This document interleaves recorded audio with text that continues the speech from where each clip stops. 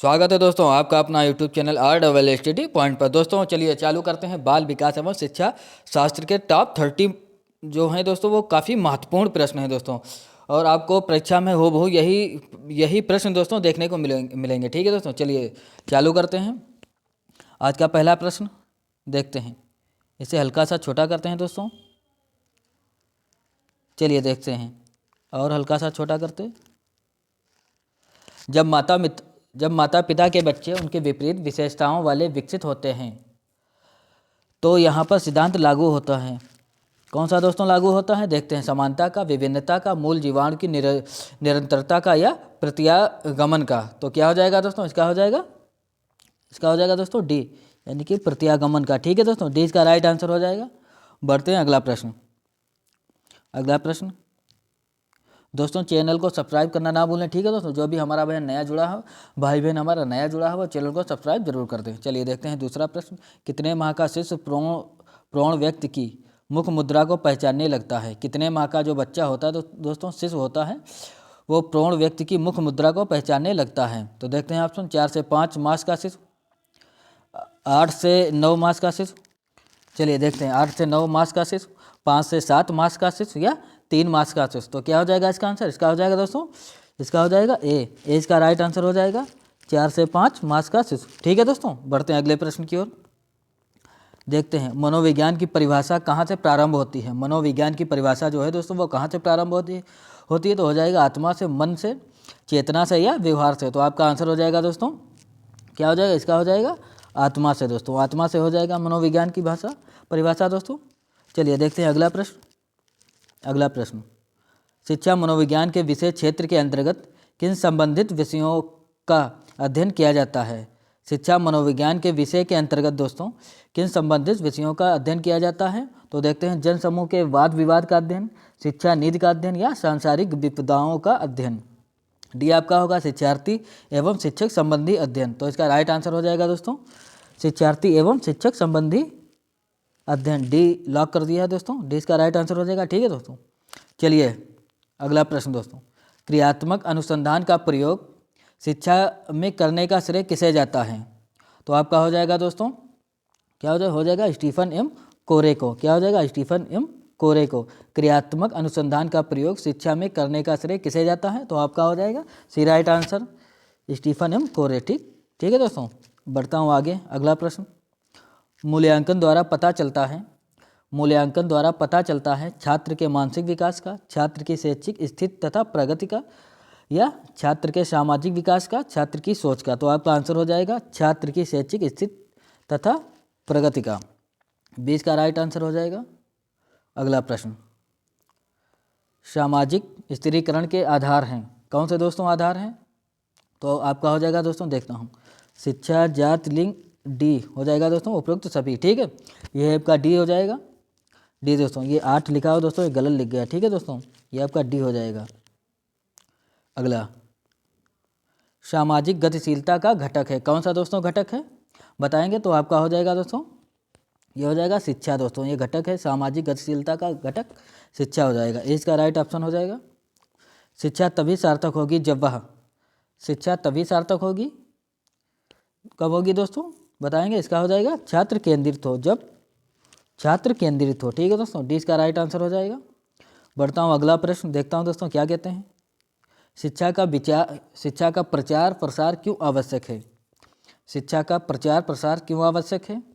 तो इसका हो जाएगा दोस्तों, क्या होगा? इसका हो जाएगा लोगों को शिक्षा के प्रति आकृष्ट करने हेतु। ठीक है दोस्तों, 20 का राइट आंसर हो जाएगा। 20 का राइट आंसर हो जाएगा। दोस्तों चैनल को सब्सक्राइब करें और ज़्यादा से ज़्यादा शेयर करें। मनोविश्लेषणात्मक प्रणाली के जन्मदाता कौन है दोस्तों? तो आपका हो जाएगा सिगमंड फ्रायड। ये काफ़ी दोस्तों बढ़िया प्रश्न है। ठीक है दोस्तों, ये वही प्रश्न दोस्तों लाए हैं आप लोगों के सामने जो परीक्षा में आए हैं या आने वाले हैं। चलिए देखते हैं अगला प्रश्न। आप लोग दोस्तों चैनल को सब्सक्राइब जरूर कर दें। बालक की मूल शक्तियों का प्रधान कारक कौन है दोस्तों? बालक की मूल शक्तियों का प्रधान कारक तो आपका हो जाएगा वंशानुक्रम। क्या है दोस्तों? वंशानुक्रम। 20 का राइट आंसर हो जाएगा वंशानुक्रम। अगला, प्रतिभाशाली बालक की विशेषता कौन सी है दोस्तों? प्रतिभाशाली बालक की विशेषता क्या हो जाएगा? इसका हो जाएगा दोस्तों सामान्य अध्ययन में रुचि। सामान्य अध्ययन में रुचि वाले। ठीक है दोस्तों। अगला, मानसिक दृष्टि से पिछड़े बच्चे आमतौर से अधिक कैसे होते हैं दोस्तों, देखते हैं। तो आपका हो जाएगा दोस्तों अनुशासनहीन होते हैं। डी इसका राइट आंसर हो जाएगा, डी अनुशासनहीन होते हैं। चलिए अगला प्रश्न, गांधी जी ने बेसिक शिक्षा में सार्थक सृजनात्मक क्रिया को बहुत महत्व दिया है। निम्नलिखित में से किसको सार्थक सृजनात्मक क्रिया कहा जाता है? तो क्या है दोस्तों, क्या हो जाएगा दोस्तों, इसका हो जाएगा कढ़ाई, रंगसाजी, मिट्टी के खिलौने बनाना या उपरोक्त सभी। आपका हो जाएगा दोस्तों डी, उपरोक्त सभी हो जाएगा। ठीक है दोस्तों, उपरोक्त सभी। अगला प्रश्न, बेसिक शिक्षा पद्धति इस धारणा पर आधारित थी कि बालक, बेसिक शिक्षा पद्धति इस धारणा पर आधारित थी कि बालक, देखते हैं दोस्तों नंबर 16, इसका आपका राइट आंसर हो जाएगा दोस्तों सी हो जाएगा राइट आंसर। चलिए इसको देखते हैं दोस्तों, पढ़ते हैं। किसी सार्थक सृजनात्मक कार्य के मध्य से बेहतर शिक्षा प्राप्त कर सकता है। ठीक है दोस्तों, कि बालक किसी सार्थक सृजनात्मक कार्य के माध्यम से बेहतर शिक्षा प्राप्त कर सकता है। सी इसका राइट आंसर हो जाएगा। कक्षा के अंदर बालकों के अधिगम पर सर्वाधिक प्रभाव दृष्टिगोचर होता है। कक्षा के अंदर बालकों के अधिगम पर सर्वाधिक प्रभाव दृष्टिगोचर होता है। ऑप्शन इसका हो जाएगा दोस्तों, राइट ऑप्शन हो जाएगा आपका हो जाएगा कक्षा का मनोवैज्ञानिक वातावरण। कक्षा का मनोवैज्ञानिक वातावरण। दोस्तों काफ़ी महत्वपूर्ण आप लोगों के सामने प्रश्न लाए गए हैं। ठीक है दोस्तों, बढ़िया प्रश्न है, ये छोड़ना बिल्कुल भी नहीं है आप लोगों को, सारे करके आना है, बल्कि यही प्रश्न आएंगे। ठीक है दोस्तों, निम्नलिखित में से कौन सी अवस्था में आवेगों की तीव्रतम स्थिति उत्पन्न हो जाती है? निम्नलिखित में से कौन सी अवस्था में आवेगों की तीव्रतम स्थिति उत्पन्न हो जाती है? तो आपका आंसर हो जाएगा किशोरावस्था। किशोरावस्था दोस्तों हो जाएगा, 20 का राइट आंसर हो जाएगा। अगला प्रश्न, समाजीकरण की प्रक्रिया में शिक्षक का उत्तरदायित्व है। समाजीकरण की प्रक्रिया में शिक्षक का उत्तरदायित्व दोस्तों क्या है, देखते हैं। आपका हो जाएगा दोस्तों, देखते हैं। सामाजिकरण वातावरण का निर्माण, सामूहिक कार्यों को प्रोत्साहन या सांस्कृतिक कार्यों को प्रोत्साहन। आपका हो जाएगा डी राइट आंसर, उपरोक्त सभी। ठीक है दोस्तों, डी को लॉक करते हैं। बढ़ते हैं अगले प्रश्न की ओर। सतत एवं व्यापक मूल्यांकन के मध्य अंतर है। सतत एवं व्यापक मूल्यांकन के मध्य अंतर है।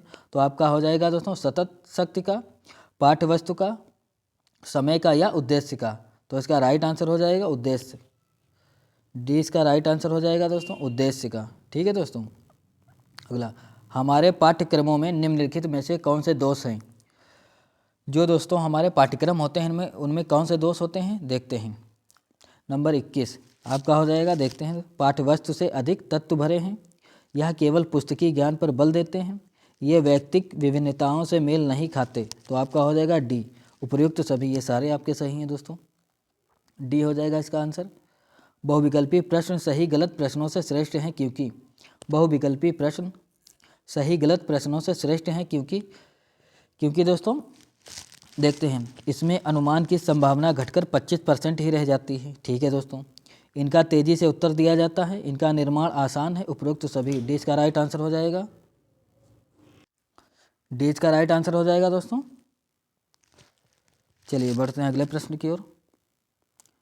सूक्ष्म शिक्षण मान्यता पर आधारित है कि, सूक्ष्म शिक्षण मान्यता पर आधारित है कि क्या होगा दोस्तों, बताएंगे इसका आंसर। देखते हैं, अध्यापक के व्यवहार में सुधार अभ्यास द्वारा संभव है। पुनर्वलन अध्यापक के व्यवहार में सुधार ला सकता है, शिक्षण की जटिल के व्यवहार में सुधार ला सकता है। तो आपका हो जाएगा डी राइट आंसर हो जाएगा, उपरोक्त सभी। ठीक है दोस्तों, डी इसका राइट आंसर हो जाएगा। बढ़ते हैं अगले प्रश्न की ओर। अंधे बच्चों को पढ़ाने वाले अध्यापकों का प्रशिक्षण स्कूल कहाँ स्थित है? अंधे बच्चों को पढ़ाने वाले अध्यापकों का प्रशिक्षण स्कूल कहाँ स्थित है? तो आपका आंसर हो जाएगा दोस्तों देहरादून में। कहाँ? यह है दोस्तों देहरादून है दोस्तों, सी इसका राइट आंसर हो जाएगा। चलिए बढ़ते हैं अगले प्रश्न की ओर। यदि किसी छात्र को कक्षा में अपमानित किया जाए तो, यदि किसी छात्र को कक्षा में अपमानित किया जाए तो उसमें क्या होता है दोस्तों, देखते हैं। उसमें हीन भावना पैदा हो सकती है, उसमें घृणा की भावना पैदा हो सकती है, वह लड़ाकू बन सकता है या उपरोक्त सभी। तो आपका राइट आंसर दोस्तों क्या हो जाएगा, बताएंगे। आपका यही राइट आंसर हो जाएगा, उपरोक्त सभी, यानी कि डी इसका राइट आंसर हो जाएगा। चलिए आगे बढ़ते हैं। शिक्षा मनोविज्ञान की देन है, शिक्षा मनोविज्ञान की देन है। देखते हैं, विषय वस्तु केंद्रित शिक्षा, बाल केंद्रित शिक्षा, अध्यापक केंद्रित शिक्षा, और आपका डी हो जाएगा क्रिया केंद्रित शिक्षा। तो आपका आंसर होगा दोस्तों बी, बाल केंद्रित शिक्षा। 20 का राइट आंसर हो जाएगा दोस्तों, 26 का बी। ठीक है दोस्तों, बढ़ते हैं अगले प्रश्न की ओर। मनोविश्लेषण विधि के प्रतिपादक थे। मनोविश्लेषण विधि के प्रतिपादक दोस्तों कौन थे? तो आपका हो जाएगा पावलोव। सी इसका राइट आंसर हो जाएगा दोस्तों पावलोव। ठीक है दोस्तों, सी इसका राइट आंसर हो जाएगा। ठीक, बढ़ते हैं अगला प्रश्न नंबर 28। विद्यालय में शिक्षक बालकों के समायोजन के लिए कार्य नहीं करेगा। विद्यालय में शिक्षक बालकों के समायोजन के लिए कार्य नहीं करेगा। कौन दोस्तों नहीं करेगा? नंबर 28। तो आपका आंसर हो जाएगा कठोर दंड देकर कार्य करवाना। कठोर दंड देकर कार्य करवाना, यानी कि एज का राइट आंसर हो जाएगा। बढ़ते हैं अगला प्रश्न, जो कि आपका सेकेंड लास्ट क्वेश्चन है दोस्तों। सीखने के मुख्य नियमों के अतिरिक्त गौड़ नियम भी हैं जो मुख्य नियमों को विस्तार देते हैं। सीखने के मुख्य नियमों के अतिरिक्त गौड़ नियम भी हैं जो मुख्य नियमों को विस्तार देते हैं। तो आपका आंसर हो जाएगा दोस्तों बहुप्रतिक्रिया नियम। कौन सा नियम है दोस्तों? ए, यानी कि बहुप्रतिक्रिया नियम। अगला दोस्तों लास्ट क्वेश्चन। दोस्तों चैनल को सब्सक्राइब जरूर करें। ठीक है दोस्तों, विद्यार्थियों में तर्क शक्ति के विकास के लिए आप क्या करेंगे? विद्यार्थियों में तर्क शक्ति के विकास के लिए आप क्या करेंगे? तो आपका हो जाएगा दोस्तों, देखते हैं इसके ऑप्शन पढ़ते हैं। एक छात्र से निष्कर्ष प्रस्तुत करना, एक दो छात्रों से प्रतिवेदन तैयार करना, किसी बालक के विषय पर विचार प्रस्तुत करना, समूह चर्चा का आयोजन करवाना, यानी कि डी का राइट आंसर हो जाएगा। डी का राइट आंसर हो जाएगा। अब दोस्तों क्या करना है आप लोगों को? आपको दोस्तों पता है, RAACD पॉइंट को दोस्तों सब्सक्राइब करें और ज़्यादा से ज़्यादा शेयर करें। ठीक है दोस्तों, मिलते हैं नेक्स्ट क्लास में। धन्यवाद।